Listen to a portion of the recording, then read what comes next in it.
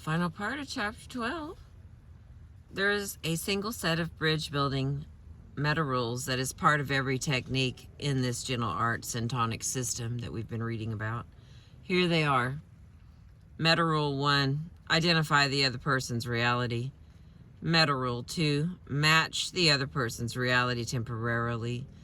Meta rule 3, introduce change slowly, always tying the new to the old to bring the two realities closer together.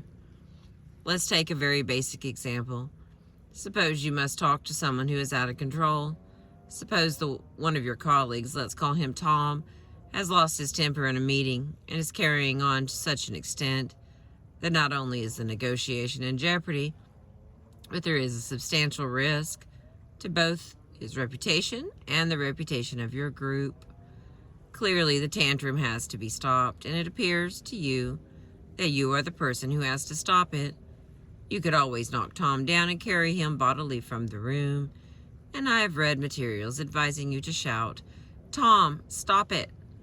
But there's a better way, and one that doesn't carry the risk of a major loss of face for Tom or for anyone else involved. You could use the meta rules and proceed as follows.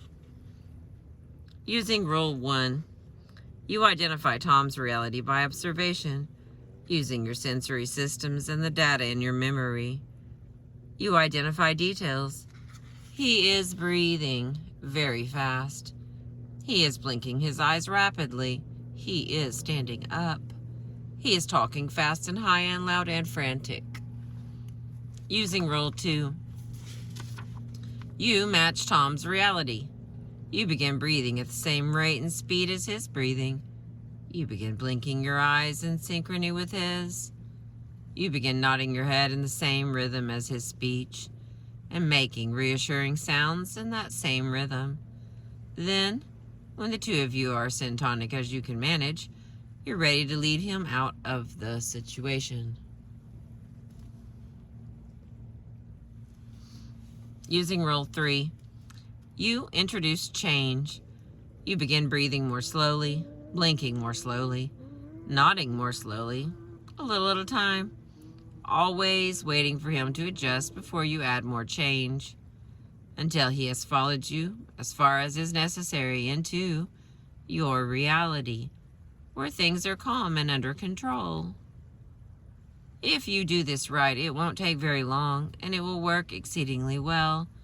The real danger is not that the other person will refuse to follow your lead. That happens, and it means only that you have to try again or try something else. The real danger is that instead of leading Tom towards your reality, you will go the other direction, with the result being a tantrum for two instead of just for Tom.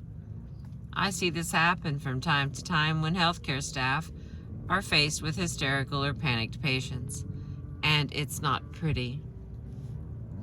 That shouldn't happen if you understand what you're doing and are paying attention every step of the way. Use the techniques you have learned in this book. For Rule 1, apply Miller's Law. Listen syntonically so that you can achieve interactional synchrony. Ask for information when you need it. Use your language skills as a way to find out what reality is being perceived by those you are interacting with. Use techniques like semantic feature analysis to help you identify your own reality with clarity. If you don't know where you are, you're not likely to be able to lead somebody else there. For Rule 2, match sensory modes. Choose your satire mode by the meta principles. Ask yourself, do I want this to grow or not? If you must complain, structure your complaint as a 3-part message. Find the presuppositions in the other person's verbal attacks and respond to them, ignoring the bait. Express yourself in terms of the metaphor from within which the other person is functioning. If you can use the twerk that will make the other person feel reassured, please do so. For Rule 3, use semantic modulation and bridge metaphors to move from the other person's metaphor toward the one you have chosen as target, the one that represents your reality. Select topics, select topics that can succeed and introduce them by the rules. Give clear, turn-taking cues and follow up on those that are given to you. Make sure you don't use words that are contradicted by your body language. Don't lie if you can help it. If you must lie, do it well. Keep the linguistic toxins out of your own language. When you can, level. The process is exactly the same whether the goal is calming down an overexcited colleague or convincing a supplier to revise a contract or bringing an end to a strike or healing a conflict in the personal domain or any one of the myriad other situations, from the simplest to the most complex, in which a communication breakdown stands squarely in the way of a successful resolution. And it is always your best choice. Nothing can be achieved if Team A and Team B insist on sitting on opposite sides of the reality gap with their backs turned and their minds firmly shut, resenting one another and growing ever further apart. Nothing of lasting value can be achieved by force, by the linguistic equivalent of throwing one team across the gap into a reality they do not understand and will not accept. That may improve matters for a while, but in the long run, it will only lead to new reality gaps and worse problems than the ones you started with. The only valid way to repair a communication breakdown is by building a reality bridge on which both sides can meet safely and comfortably. You can do that. You have the necessary information, you have the necessary skills, and you have the power. Real and lasting and abundant power that goes with them. That's the end of 12. Here's the workout. Number 1, we used to believe that the way people learned information was by rehearsing it over and over and over again. But it has been proved beyond all question that what matters most to learning is not rehearsal, but transformation. That is the more different ways a given body of information is presented to you, the more likely you are to listen and remember it. Using the model of memory presented in this chapter, can you explain why this is true? Number 2, one of the most astonishing events for Western culture in recent years was the discovery that visualization of an event, playing a composition on the piano, playing a particular golf course, or skiing down a particular slope, dancing a ballet role, not only leads to as much improvement in performance as really carrying out the activity does, but often leads to more. The more detailed the visualization is, the more vivid it is, the more effective the technique. What does this tell you about the reality that you construct in your memory? How can you use this new information in your professional or business life? Do you think it would apply to operations performed by surgeons? To summations of court cases by lawyers? To presentations of new advertising campaigns to clients?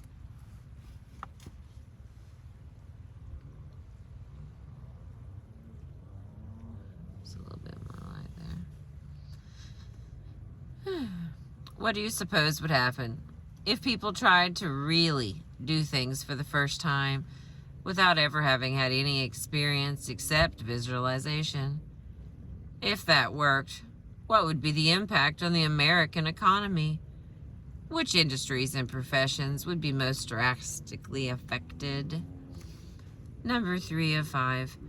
Choose one prototype, one script, and one scenario, And try making a list of all the elements each would have to contain in your own memory in order to be useful.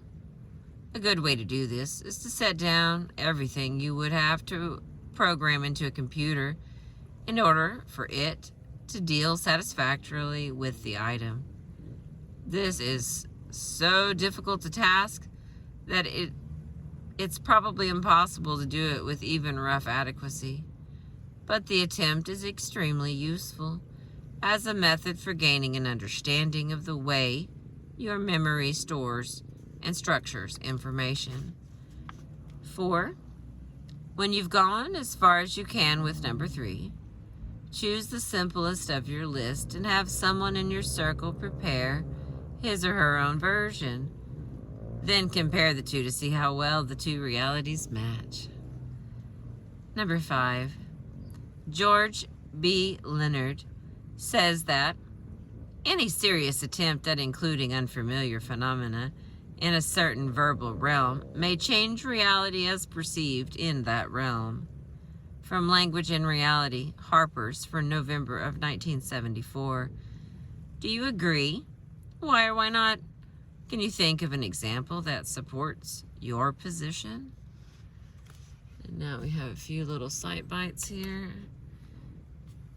1. A script is a set of expectations, a codified set of information that seems to be associated in the mind with a particular event. From a conversation with Roger Schrank, an interview by Frank Kedding in Psychology Today for April 1983. Number 2. What Americans carry in their minds is not the historical reality of the cowboy, but the myth as it came to them in books and movies. The cowboy according to Zane Grey and John Wayne. Americans tutored in the lore from childhood almost unconsciously see cowboy stories as morality plays. From Smile When You Say That by Lance Morrow in Time for October of 1985. Number 3. Can the human mind grasp anything at all without altering it in the act of grasping it? Have we any notion then of what things are like before we make contact with them? These questions were originally asked about the use of our senses to perceive the world around us, but they are easily transferred to our use of language to describe the world. Perhaps the divisions that our vocabulary makes between one kind of thing and another are really alien to the true nature of those things. Maybe the general forms in which we cast our descriptions of the world are really a kind of distorted lens. From The Mysteries of Meaning by David Pearce in the New Republic for May of 1986. Number 4 of 6.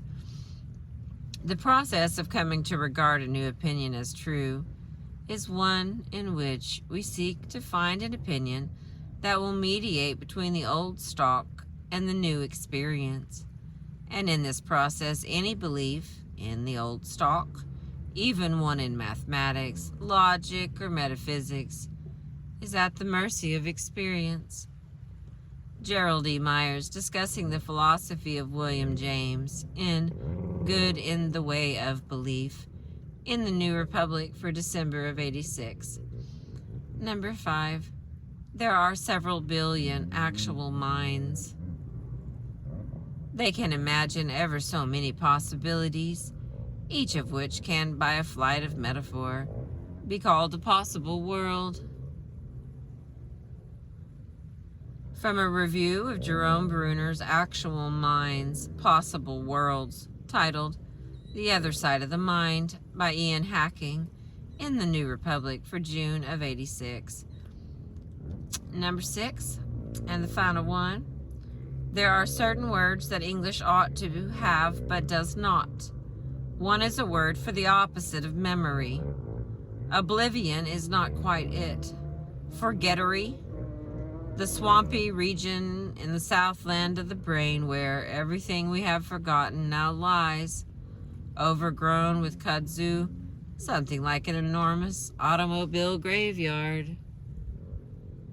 from Poof, The Phenomenon of Public Vanishing by Lance Morrow in time for May of 1985. What is your reaction to the metaphor used by Morrow? Would a Southerner have the same reaction as a Yankee? That is the end of chapter 12. I've got one little section here. It says it's an appendix, and it kind of has an overview, so I'll add it as soon as I can. Kind of something to probably listen to if you've listened to the whole book, make it easy to remember some of it. But it's only, let's see, 7 pages, I think, so it won't take me very long. But we have actually made it all the way to the end of the book, Success with the Gentle Art of Verbal Self-Defense, from Suzette Haden Elgin. It's obviously a book from the 80s, so some of the information, that's why I read the dates, so that you would have the information from when it was, so some time ago. But I was able to get a lot of different information and use it over many years of my life from this book. So I sure hope that there's at least something that you can use in it. And I appreciate you listening and watching my videos, the sunrises and sunsets. It means a lot. Thank you so much.